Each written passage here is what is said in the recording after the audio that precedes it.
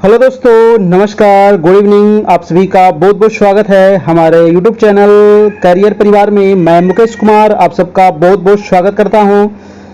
Good evening दोस्तों, जल्दी से आ जाइए सभी लोग। गुड इवनिंग जी, गुड इवनिंग। कैसे हैं आप सभी लोग? तैयारी चल रही है आप सभी की ठीक ठाक?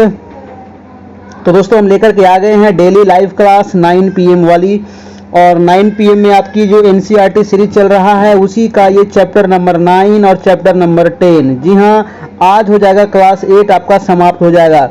आज क्लास 8 आपका समाप्त हो जाएगा। कल से हम लोग दोस्तों क्लास 9 शुरू करेंगे, है ना। आज आपका इम्पोर्टेंट आपका क्लास 8 भी समाप्त हो जाएगा। यहाँ पर भारतीय राष्ट्रीय आंदोलन से संबंधित चल रहा था आपका क्लास 8 में।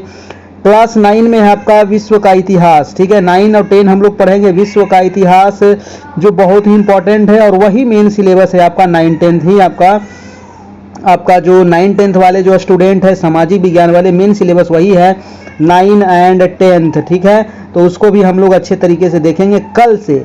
आज आपका क्लास 8 यहाँ से समाप्त हो जाएगा, और इसका PDF आपको दोस्तों मिल जाएगा हमारे व्हाट्सएप में। तो ये है हमारा व्हाट्सएप नंबर, आपको पता ही होगा, है ना। हमारा व्हाट्सएप है 7857824310, यानी कि 7857824310। जी हाँ दोस्तों, ये नंबर है। और इसमें जुड़ने के लिए चार्ज मात्र 499, और इसमें चार्ज है 499, इसमें चार्ज है 1 टाइम, इसमें चार्ज पे करना पड़ेगा। उसके बाद आपको सारे मटेरियल मिल जाएंगे, जितने भी पीछे क्लास हुए हैं सबका PDF वीडियो आपको उपलब्ध करा दिया जाएगा। और आगे जो क्लास होगी, यानी कि जब तक एग्ज़ाम न होगी, एग्ज़ाम का डेट भी आपका है 19, 20 और आपका 26, 27 दोस्तों अगस्त में एग्ज़ाम होने वाली है। तो अब मात्र आपके पास 2 महीने का समय बचा है ना। तो 2 महीना आपको जितना तैयारी करना है कर लीजिए, उसके बाद फिर अपना सोते रहिएगा। तो दोस्तों आ जाइए सभी लोग, शुरू करते हैं आज का पहला सवाल।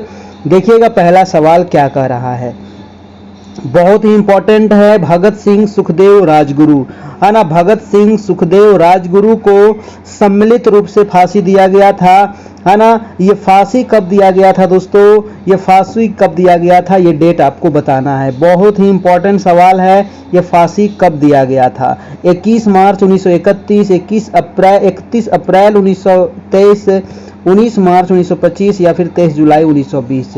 ये घटना है दोस्तों 21 मार्च, है ना। 21 मार्च 1931 को फांसी की सजा दी गई थी। ऑप्शन नंबर ए आपका बिल्कुल सही हो जाएगा, ठीक है। चलिए वीडियो को एक बार लाइक कर देना है सभी लोगों को, है ना। सभी लोग जितने लोग आ गए हैं वीडियो को लाइक कर दीजिए। प्रश्न नंबर दूसरा कि भारतीय राष्ट्रीय कांग्रेस की स्थापना कब होती है? जी हाँ, तो भारतीय राष्ट्रीय कांग्रेस, इसकी स्थापना जो होती है वो 28 दिसंबर, है ना, 28 दिसंबर 1885 को होती है दोस्तों।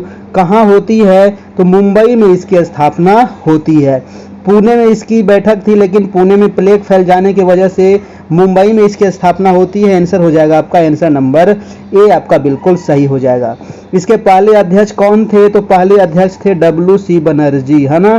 पहले अध्यक्ष कौन थे? WC बनर्जी। और इसकी स्थापना किसने किए थे? तो A.O. ह्यूम के द्वारा इसकी स्थापना किया गया था। ये भी आपको याद रखना है ना। तो प्रथम जो अधिवेशन हुआ था वो कहाँ हुआ था? तो मुंबई में हुआ था 1885 में। WC बनर्जी इसके अध्यक्ष थे, याद रखिएगा। प्रथम मुस्लिम अध्यक्ष कौन है कांग्रेस के? तो प्रथम मुस्लिम अध्यक्ष कौन है दोस्तों? कमेंट करके आपको बताना है। चलिए अगला प्रश्न हम देखते हैं, दूसरा हो गया। तीसरा नंबर सवाल है आपका कि poverty and un British rule in India. Very very important सवाल है। यह किसके द्वारा लिखित पुस्तक है दोस्तों? ये जो पुस्तक है ना, हजारों बार दोस्तों हर एक एग्जाम में ये क्वेश्चन पूछा गया है। Poverty and un British rule in India जो पुस्तक है ये लिखी गई है आपको दादा भाई नौरोजी के द्वारा, ठीक है। Dadabhai Naoroji, grand old man of India भी इनको कहा जाता है। ऑप्शन नंबर आपका बी हो जाएगा बिल्कुल सही जवाब, है ना। Answer number B. अगला सवाल है आपका 3 नंबर, भारतीय राष्ट्रीय कांग्रेस की स्थापना कब हुई थी? देखिए फिर से क्वेश्चन आ गया। इंडियन नेशनल कांग्रेस की जो स्थापना हुई थी वो 1985 में हुई थी, है ना। पूरा डेट याद रखिएगा 28 दिसंबर 1985 को, ठीक है। बदरुद्दीन तैयबजी, जी हाँ याद रखिएगा। प्रथम मुस्लिम अध्यक्ष कौन थे? प्रथम मुस्लिम अध्यक्ष कौन थे? बदरुद्दीन तैयबजी, है ना। सबसे अधिक समय तक, है ना, सबसे अधिक समय तक कांग्रेस के अध्यक्ष कौन रहे थे? तो अबुल कलाम आजाद, याद रखना है ना। अबुल कलाम आजाद जो थे, है ना, अबुल कलाम आजाद जो थे सबसे लंबे अवधि तक रहे थे। कब से कब तक? तो 1940 से लेकर के 45 तक रहे थे दोस्तों, ठीक है ना।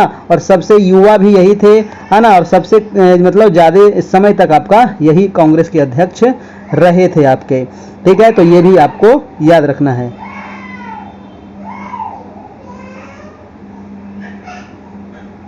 अगला प्रश्न है 5 नंबर सवाल कह रहा है कि जालियांवाला बाग हत्याकांड कब हुआ था? जी हाँ, जालियांवाला बाग हत्याकांड हुआ था दोस्तों, है ना। कब हुआ था जी? तो 13 अप्रैल को हुआ था, ठीक है। 13 अप्रैल 1919 को हुआ था जालियांवाला बाग हत्याकांड, है ना। जालियांवाला बाग हत्याकांड 13 अप्रैल 1919 को। और जालियांवाला बाग में गोली चलाने का आदेश किसने दिया था? तो जनरल डायर के द्वारा दिया गया था, है ना। जनरल डायर के द्वारा। आंसर हो जाएगा आपका आंसर नंबर दोस्तों डी नंबर आपका बिल्कुल सही जवाब हो जाएगा, ठीक है। चलिए जी, अगला प्रश्न है आपका कि असहयोग आंदोलन कब हुआ था? देखिए, भारत में असहयोग आंदोलन की शुरुआत होती है आपका कब? तो आपको पता होगा कि 1920 में शुरुआत होती है। और ये कब तक चली थी? तो 1922 ईस्वी तक गांधी जी के द्वारा ये आंदोलन आपका शुरू किया गया था। और 1922 में यह स्थगित कर दिया जाता है। क्यों? क्योंकि दोस्तों 5 फरवरी, है ना, 5 फरवरी 1922 को दोस्तों चौरी चौरा कांड हो जाता है। कहाँ? तो गोरखपुर में, ठीक है।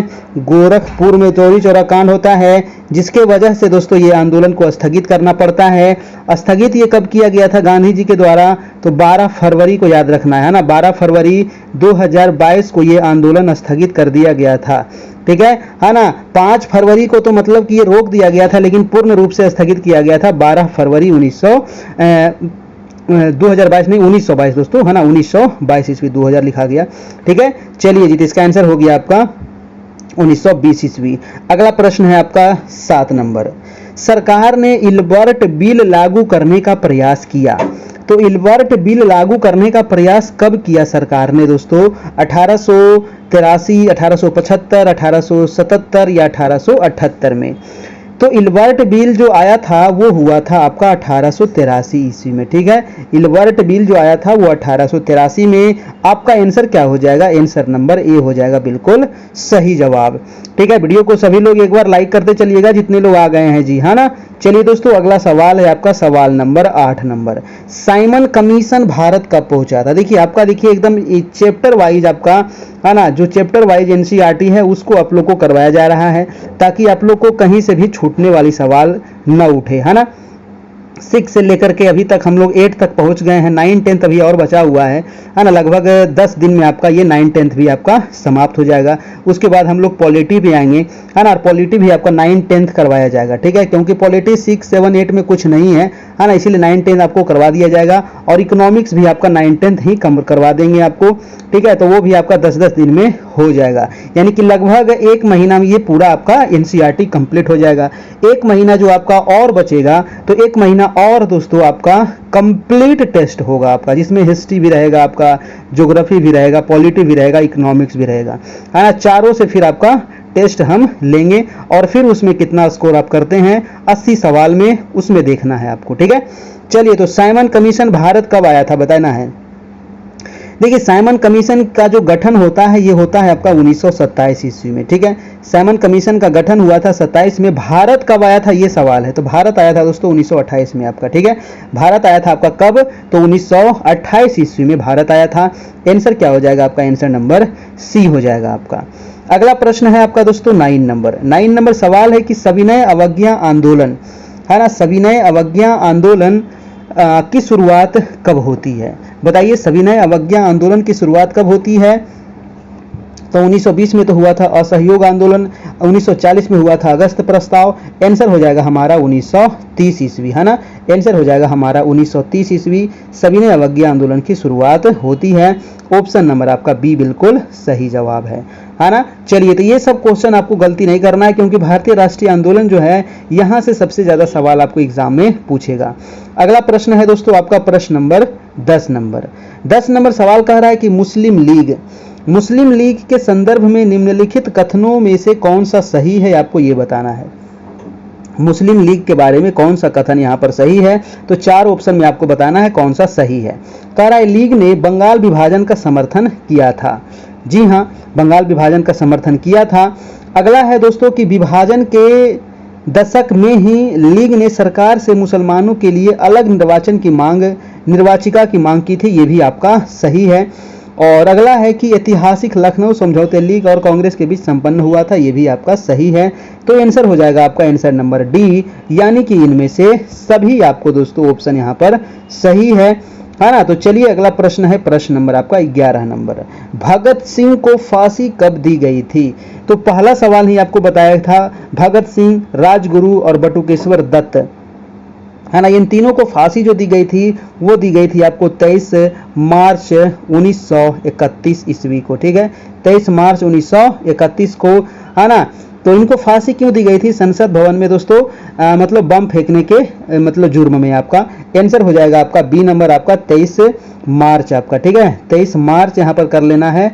1931 को इनको फांसी की सजा दी गई थी, तीनों को सम्मिलित रूप से। अगला प्रश्न है आपका कि जालियांवाला बाग हत्याकांड किस राज्य में हुआ था? देखिए, जालियांवाला बाग हत्याकांड कब हुआ था, ये डेट भी इंपॉर्टेंट है। तो 13 अप्रैल 1919। ठीक है, पूरा डेट पूछा जाता है। 13 अप्रैल 1919 को हुआ था, 13 अप्रैल 1919 को हुआ था, है ना। ये जालियांवाला बाग जो है दोस्तों, ये आपको पड़ता है पंजाब में।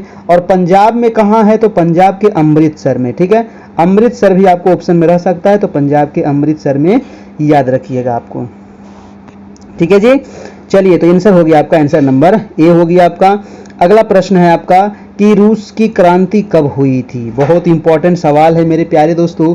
रूस की क्रांति, है ना, फ्रांस की क्रांति, रूस की क्रांति, ये सभी हम लोग पढ़ेंगे 9th में आपका, है ना। वहाँ आएगा तो बहुत सारा हम लोग देखेंगे विश्व के इतिहास में आपका। रूस की क्रांति कब हुई थी? तो ये हुई थी आपको 8 मार्च, है ना, 8 मार्च 1917 को, है ना। 1917 भी याद रखिएगा तो आपका काम चल जाएगा। आंसर हो जाएगा आपका डी नंबर, 8 मार्च 1917 को हुआ था रिवॉल्यूशन इन रशिया, रूस में क्रांति। ठीक है, और फ्रांस की क्रांति कब हुई थी? तो 1789 में हुआ था दोस्तों, फ्रांस की क्रांति आपकी, ये भी आप ध्यान रखना है। अगला प्रश्न है आपका, प्रश्न नंबर 14 नंबर। प्रश्न है कि भारतीय कांग्रेस के अध्यक्ष पद पर पहुंचने वाली पहली महिला सरोजिनी नायडू कब अध्यक्ष बनी थी? बहुत ही इंपॉर्टेंट सवाल है, बहुत इंपॉर्टेंट सवाल है। ये प्रथम भारतीय महिला कह रहा है दोस्तों, भारतीय कांग्रेस के अध्यक्ष पद पर पहुंचने वाली पहली महिला, है ना, ये भारतीय है। पहली महिला बनी थी आपका सरोजिनी नायडू दोस्तों, और ये बनी थी आपका 1925 ईस्वी में। ठीक है, 1925 में जो कांग्रेस का अधिवेशन होता है, ये कानपुर अधिवेशन होता है। कहाँ होता है? तो 1925 में कानपुर अधिवेशन होता है, जिसमें प्रथम भारतीय महिला अध्यक्षता की थी, और वो कौन थी? सरोजिनी नायडू थी। आपका आंसर हो जाएगा, आंसर नंबर डी हो जाएगा। देखिए, सरोजिनी नायडू से एक सवाल और पूछा जाता है कि भारत के प्रथम महिला राज्यपाल, तो भारत के प्रथम महिला राज्यपाल वो सरोजिनी नायडू ही थी। कहाँ की ये राज्यपाल थी? तो उत्तर प्रदेश की ये राज्यपाल थी, आपकी प्रथम महिला राज्यपाल। ठीक है, तो ये सवाल काफी इंपॉर्टेंट था, ध्यान रखना है। अगला प्रश्न है कि स्वतंत्र भारत के पहले गवर्नर जनरल, स्वतंत्र भारत के पहले गवर्नर जनरल कौन थे? देखिए, भारत जब आज़ाद हो गया 1947 में, है ना, उस समय मतलब गवर्नर जनरल होता था, वायसराय होता था। ठीक है, तो उस समय गवर्नर जनरल जो था वो लॉर्ड माउंटबेटन था आपका। ठीक है, लेकिन एक क्वेश्चन पूछा जाएगा कि स्वतंत्र भारत के पहले गवर्नर जनरल अगर पूछे तो माउंटबेटन हो जाएगा। अगर यहाँ पर शब्द लगा दिया जाए कि स्वतंत्र भारत के पहले भारतीय गवर्नर जनरल, है ना, तो क्या होगा? भारतीय गवर्नर जनरल हो जाएगा राजगोपालाचारी। ठीक है, राजगोपालाचारी,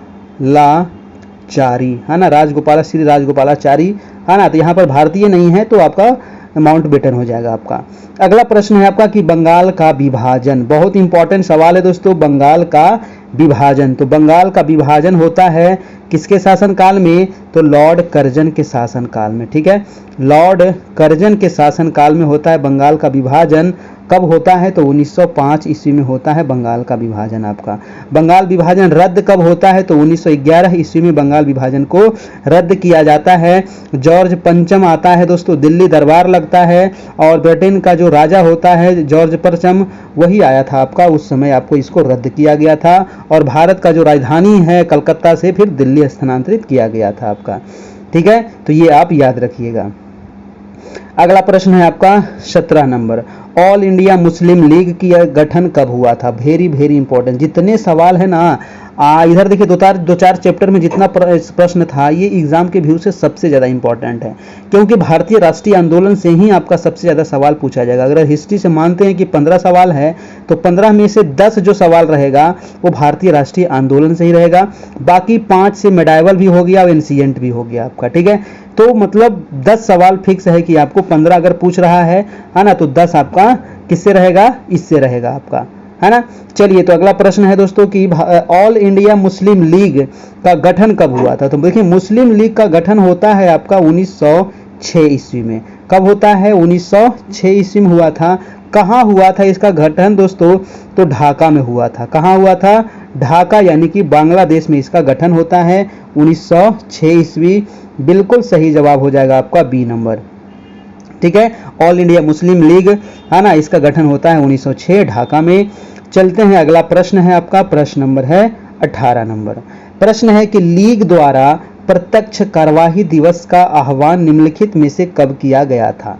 तो प्रत्यक्ष कार्यवाही दिवस का आह्वान कब किया गया था दोस्तों? 16 जनवरी 1946, 16 मार्च 1946, 16 अगस्त 1946 या 16 नवंबर 1946।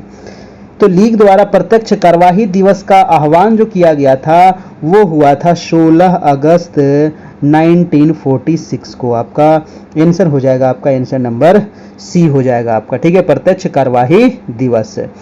अगला प्रश्न है आपका प्रश्न नंबर 19 नंबर। कह रहा है कि आर्म्स एक्ट, जी हाँ ये बहुत इंपॉर्टेंट है। आर्म्स एक्ट पूछा जाता है, ये कब पारित किया गया था, है ना, ये पूछेगा ये पारित कब किया गया था। तो बताइए आर्म्स एक्ट कब पारित किया गया था, जिसके जरिए भारतीयों द्वारा अपने पास हथियार रखने का अधिकार छीन लिया गया। ठीक है, तो आर्म्स एक्ट के तहत जो भारत हथियार रखते थे भारतीय लोग, उसके द्वारा छीन लिया गया। ये कब पारित हुआ था? आंसर हो जाएगा 1878 ईस्वी में, है ना, 1878 ईस्वी में। अगला प्रश्न है आपका 20 नंबर। 20 नंबर सवाल कह रहा है कि 1885 में देश भर के कितने प्रतिनिधियों ने बंबई में सभा करके भारतीय राष्ट्रीय कांग्रेस की स्थापना की? वेरी वेरी इंपॉर्टेंट सवाल है दोस्तों। देखिए, भारतीय राष्ट्रीय कांग्रेस की स्थापना होती है 1885 में, है ना। जब इसकी स्थापना होती है तो कितने प्रतिनिधि उपस्थित थे, ये सवाल है आपका। तो कितने प्रतिनिधि इसमें उपस्थित थे? तो टोटल 72 प्रतिनिधि इसमें उपस्थित थे आपका। ठीक है, कितने प्रतिनिधि थे? 72 टोटल थे। इसमें मुस्लिम कितने थे दोस्तों? तो 72 में 2 आपके मुस्लिम थे, है ना, 2 इसमें मुस्लिम थे। महिला इसमें कितनी थी? तो महिला दोस्तों एक भी नहीं थी, है ना, महिला आपको एक भी इसमें नहीं थी, याद रखिएगा, है ना। और इसमें मुस्लिम कितने थे? तो मुस्लिम आपके 2 थे। ये भी सवाल आपको पूछा जाता है। चलिए, अगला प्रश्न है आपका 21 नंबर। बंगाल का विभाजन किस वायसराय ने और कब किया था? बंगाल का विभाजन कब किया था और किस वायसराय ने किया था दोस्तों?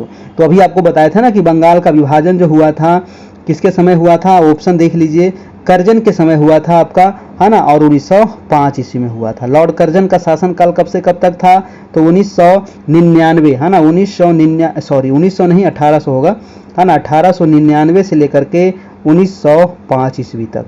ठीक है, 1905 ईस्वी तक था आपका कर्जन का शासनकाल। रेलवे का जो सबसे ज्यादा विकास हुआ, है ना, रेलवे का सबसे ज्यादा जो विकास हुआ था दोस्तों वो लॉर्ड कर्जन के शासनकाल में ही हुआ था, याद रखना है। रेलवे की शुरुआत किसके समय हुआ था? तो डलहौजी के समय, है ना, डलहौजी के समय रेलवे की शुरुआत होती है 1853 ईस्वी में। अगला प्रश्न है आपका 22 नंबर।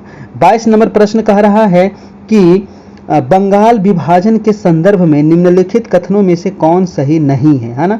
बंगाल विभाजन के संबंध में कौन सा नहीं है? बंगाल विभाजन होता है 1905 में कर्जन के समय में। कौन सा कथन यहाँ पर सही नहीं है आपको ये बताना है। बंगाल विभाजन के समय भारत का वायसराय लॉर्ड कर्जन था, बिल्कुल सही है। विभाजन में बंगाल के पूर्वी भाग को उड़ीसा में मिला दिया गया, नहीं, ये ठीक नहीं है। इसके विरोध में उपजे स्वदेशी आंदोलन को आंध्र के डेल्टा इलाकों में वंदे मातरम आंदोलन कहा जाता था, ये ठीक है, सभी सही है। बताइए क्या है? सभी सही नहीं है। ऑप्शन नंबर बी दोस्तों आपका इसका आंसर हो जाएगा, बी नंबर आपका। ठीक है, उड़ीसा आपका दोस्तों पूर्व भाग में नहीं है ना, उड़ीसा जो है दोस्तों आपका पूर्वी भाग में नहीं है, उड़ीसा आपको दक्षिणी भाग में है आपका, ठीक है। चलिए अगला प्रश्न है आपका 23 नंबर। 23 नंबर है कि स्वतंत्रता हमारा जन्मसिद्ध अधिकार है का नारा किसने दिया था, है ना। स्वतंत्रता हमारा जन्मसिद्ध अधिकार है और मैं इसे लेकर रहूंगा, ये क्वेश्चन कई बार आ चुका है। तो ये किसने कहा है दोस्तों, स्वतंत्रता हमारा जन्मसिद्ध अधिकार है और हम इसे लेकर रहेंगे, बाल गंगाधर तिलक, है ना। बाल गंगाधर तिलक, बाल गंगाधर तिलक। बाल गंगाधर तिलक जो थे दोस्तों, ये गरम दल के नेता थे आपके, ठीक है।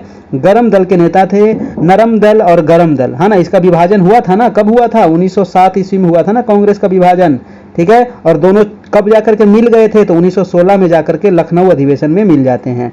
सूरत अधिवेशन में दोनों का दिल टूट जाता है, बंटवारा हो जाता है और दोस्तों आपका 1916 में जाकर के दोनों का दिल फिर क्या होता है, मिल जाता है, ठीक है। तो ये आप याद रखना है। और बाल गंगाधर तिलक गरम दल के थे। लाल बाल पाल, है ना, याद रखना है। लाल यानी कि लाला लाजपत राय, बाल माने बाल गंगाधर तिलक और पाल मतलब बिपिन चंद्र पाल, है ना। ये सभी गरम दल के नेता थे। अगला प्रश्न है आपका 24 नंबर। 24 नंबर सवाल कह रहा है दोस्तों, क्या है सवाल देखना है कि ब्रिटिश भारत के संदर्भ में निम्नलिखित कथनों में से असत्य पर विचार कीजिए, यानी कि कौन सा ऑप्शन यहाँ पर गलत है। कह रहा है कि साइमन कमीशन में कोई भारतीय प्रतिनिधि नहीं था। कांग्रेस द्वारा पारित पूर्ण स्वराज के प्रस्ताव के आधार पर 26 जनवरी 1930 को पूरे देश में स्वतंत्रता दिवस मनाया जा गया था, ये भी आपका ठीक है। आजाद हिंद फौज का गठन सुभाष चंद्र बोस द्वारा किया गया था, है ना। देखिए ऑप्शन नंबर 1 भी आपका ठीक है, बी भी ठीक है, सी नंबर ऑप्शन आपका गलत है दोस्तों। आजाद हिंद फौज का गठन किसने करता है, रास बिहारी बोस करता है, ठीक है। रास बिहारी बोस के द्वारा किया गया था, सुभाष चंद्र बोस के द्वारा नहीं किया गया था। सी नंबर ऑप्शन आपका क्या है, यहाँ से गलत हो जाएगा और ये गलत आपसे पूछ रहा था, असत्य पूछ रहा था आपका, ठीक है। चलिए तो इसका आंसर हो जाएगा सी। अगला है कि लॉर्ड कर्जन ने बंगाल का विभाजन कब किया था, ये कई बार एग्जाम में आ गया है और ये आप लोग को एग्जाम में जरूर पूछा जाएगा। तो 1905 ईस्वी में किया था बंगाल का विभाजन और इसको रद्द कब किया गया था, तो 1911 ईस्वी में, है ना। 1911 में कौन आया था दोस्तों, तो दिल्ली दरबार लगता है। 1911 में कौन आया था, तो जॉर्ज पंचम आया था दिल्ली दरबार, है ना। जॉर्ज पंचम आया था दोस्तों आपका, ठीक है, जॉर्ज पंचम आया था, ठीक है। और इन्होंने ही बंगाल विभाजन को क्या किया था, 1911 में रद्द कर दिया गया था बंगाल विभाजन को और भारत की राजधानी को कलकत्ता से स्थानांतरित करके दिल्ली ले जाया गया था आपका, ठीक है।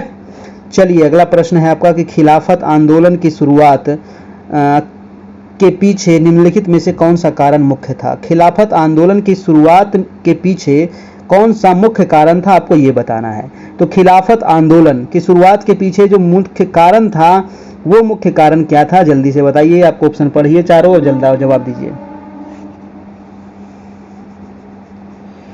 देखिए इसका आंसर क्या हो जाएगा दोस्तों, तो अंग्रेजों द्वारा खलीफा पर बहुत सख्त संधि थोपना और इसके वजह से खिलाफत आंदोलन की शुरुआत का मुख्य कारण यही था। ऑप्शन नंबर आपका ए हो जाएगा यहाँ से, ठीक है। चलिए मैं चलता हूं, अगला सवाल है रूस की क्रांति।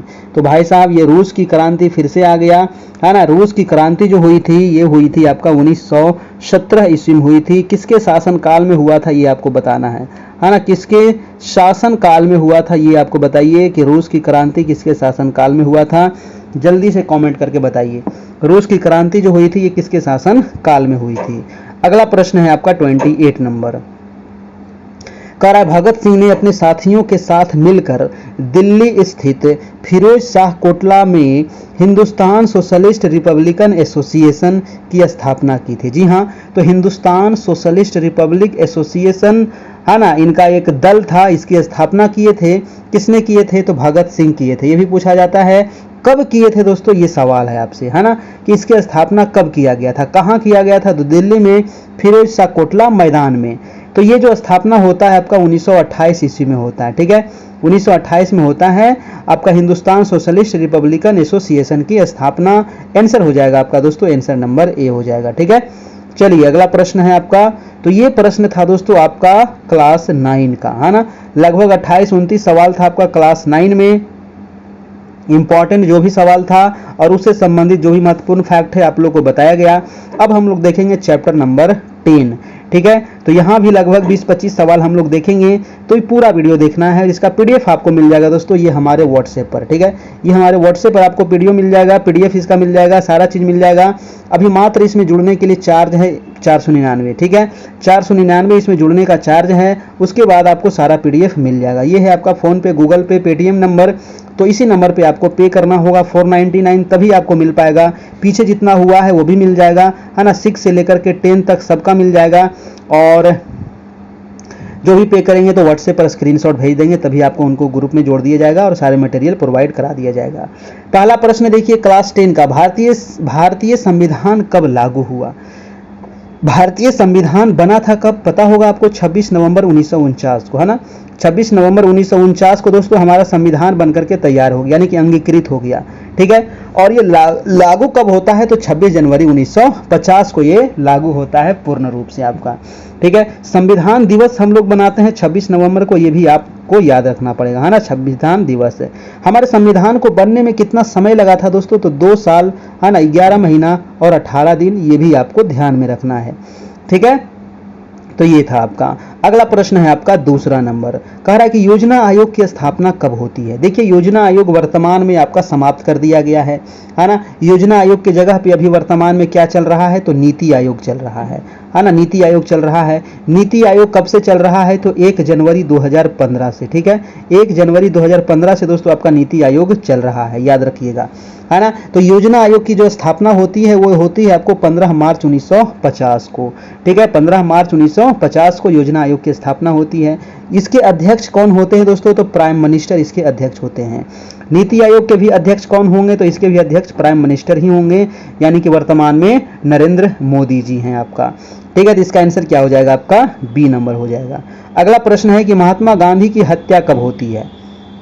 जी हाँ, महात्मा गांधी का जन्म कब हुआ था, तो 1869 में इनका जन्म होता है, 2 अक्टूबर, है ना, 2 अक्टूबर, है ना, 2 अक्टूबर 1869 को पोरबंदर में इनका जन्म होता है। और इनकी मृत्यु कहाँ होती है, तो 30 जनवरी दोस्तों 1948 में इनकी मृत्यु होती है।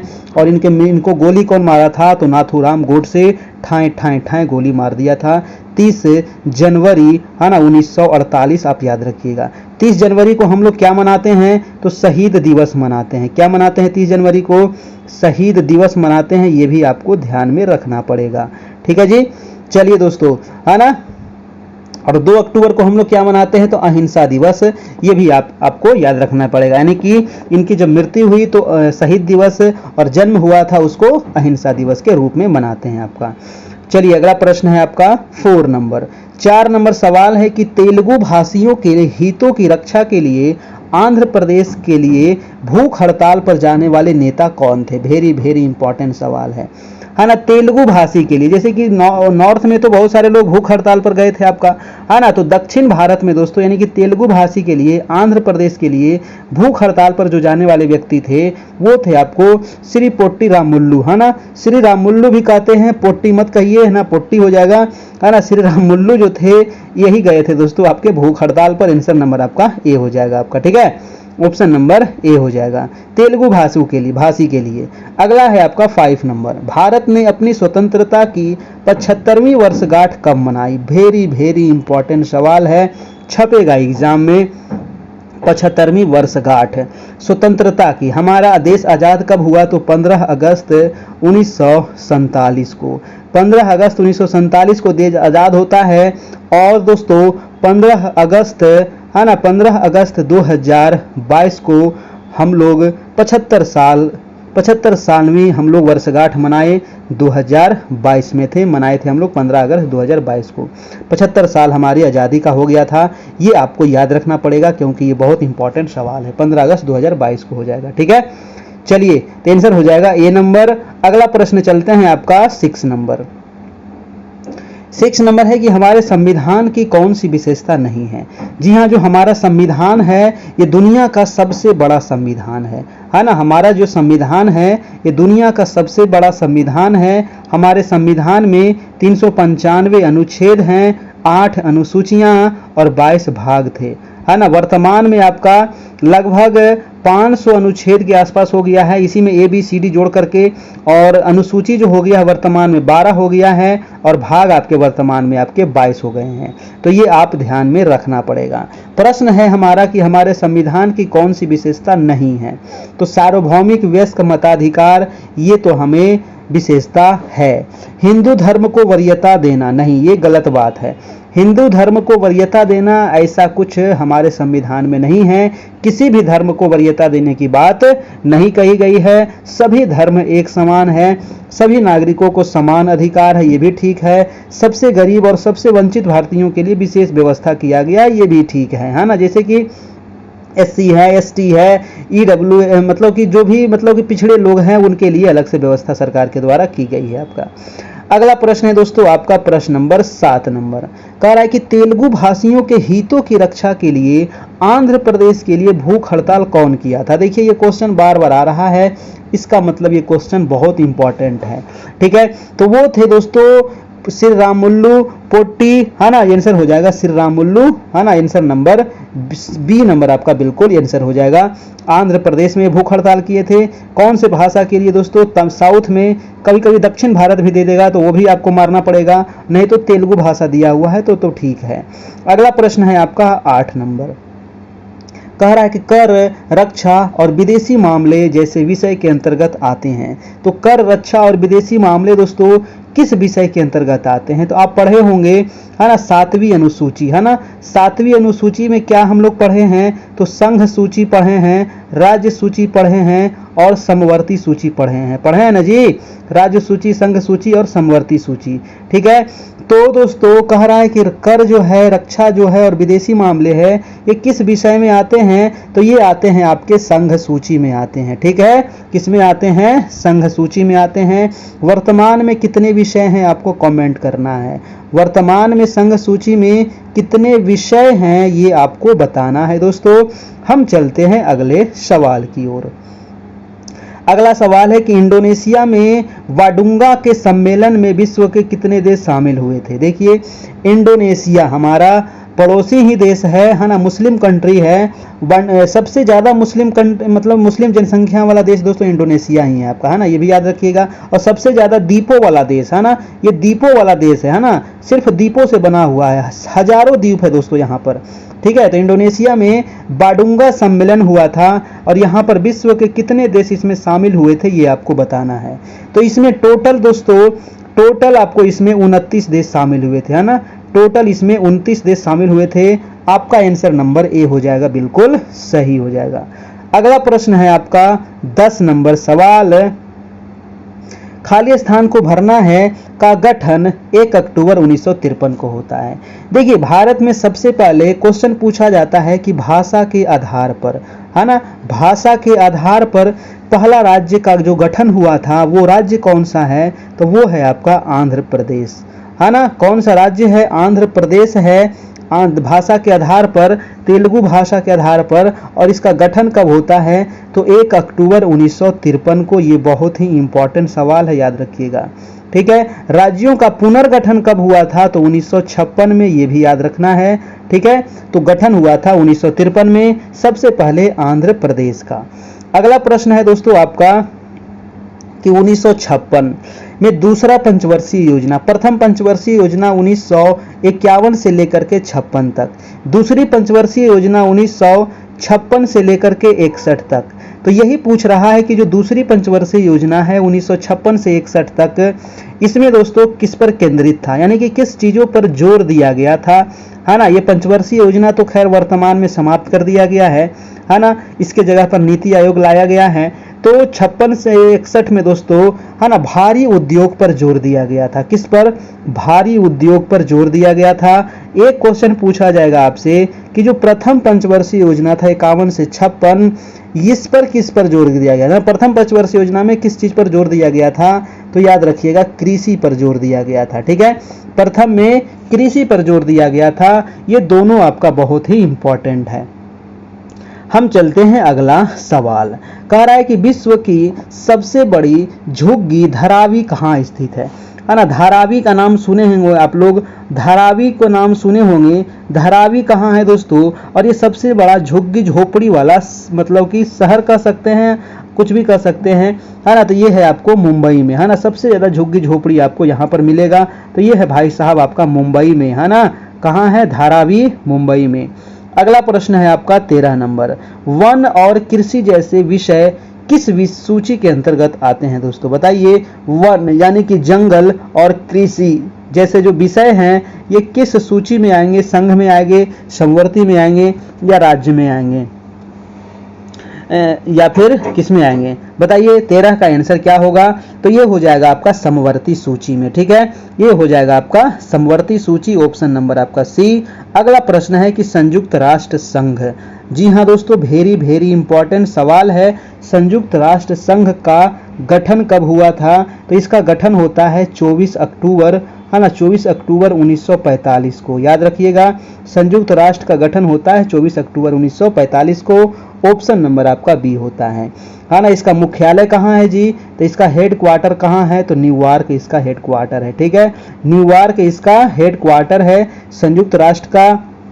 वर्तमान में इसमें कितने देश हैं, तो 193 देश हैं। 193वां देश कौन सा है, तो दक्षिणी सूडान है आपका, ठीक है। दक्षिणी सूडान है आपका 193वां देश, ये भी आप याद रखिएगा, ठीक है जी, है ना। और इसमें अस्थाई अध्यक्ष कितने हैं, तो 5 हैं। कौन कौन अस्थाई हैं, तो अमेरिका, ब्रिटेन, रूस, चीन, फ्रांस, ठीक है। अस्थाई कितने हैं, 5, अमेरिका, ब्रिटेन, रूस, चीन, फ्रांस, ये 5 अस्थाई है दोस्तों। अस्थाई कितने रहते हैं, तो 10 इसमें अस्थाई है, ठीक है। 10 इसमें अस्थाई है। अस्थाई जो 10 देश हैं, इसका जो समय होता है, कार्यकाल होता है, वो कितने वर्ष का, तो 2 वर्ष का इसका कार्यकाल होता है, ये भी आपको याद रखना पड़ेगा, ठीक है जी। संयुक्त राष्ट्र के कितने अंग हैं, ये पूछा जाता है, तो इसके 6 अंग हैं, ठीक है। कितने अंग हैं, 6 अंग हैं।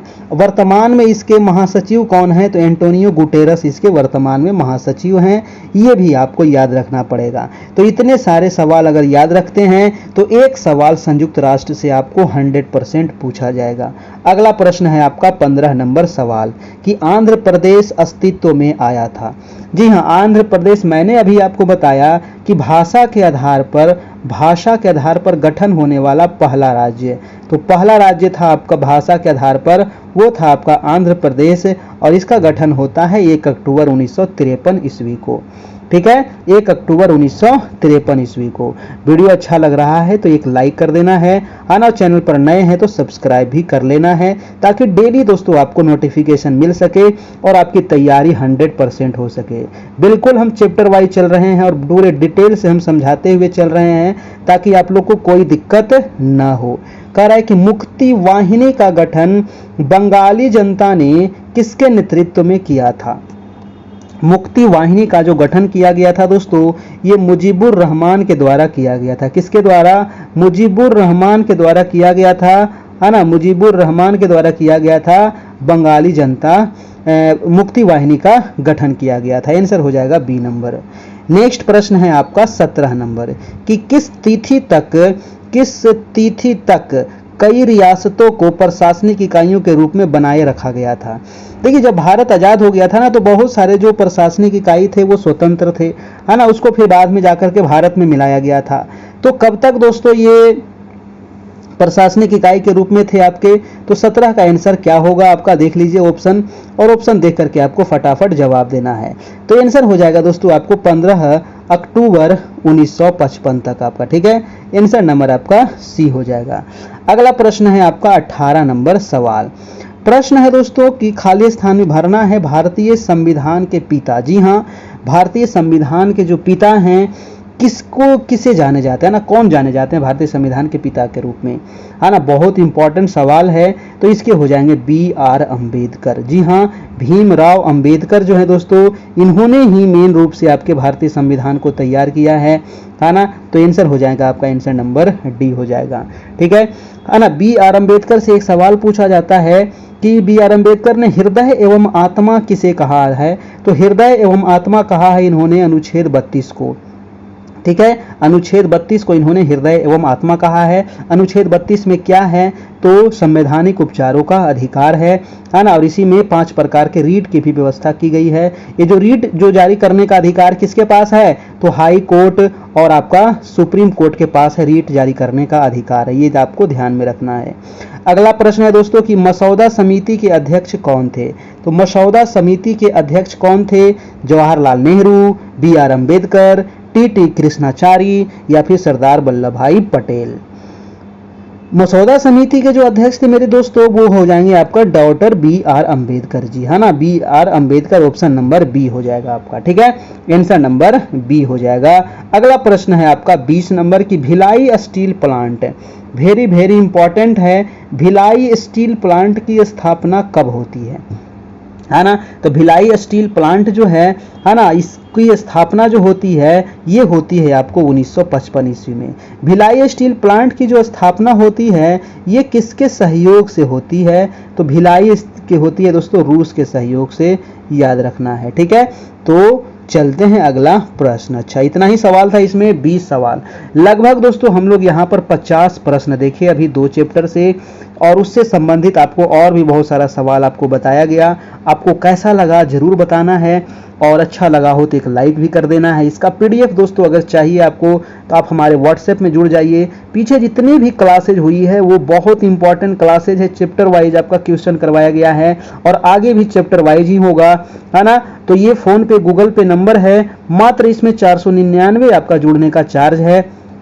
इतना जो मेहनत करते हैं आप सभी के लिए, क्वेश्चन छाटा जाता है, टाइप किया जाता है, बस उसी का चार्ज लग रहा है, और किसी का चार्ज नहीं ले रहे हैं, है ना। और कोई मंथली चार्ज नहीं है ना। अभी लगभग 2 महीने आपके पास एग्जाम में है ना। तो 2 महीने आप आराम से इसमें तैयारी कीजिए, कोई भी आपको अलग से चार्ज नहीं लगेगा।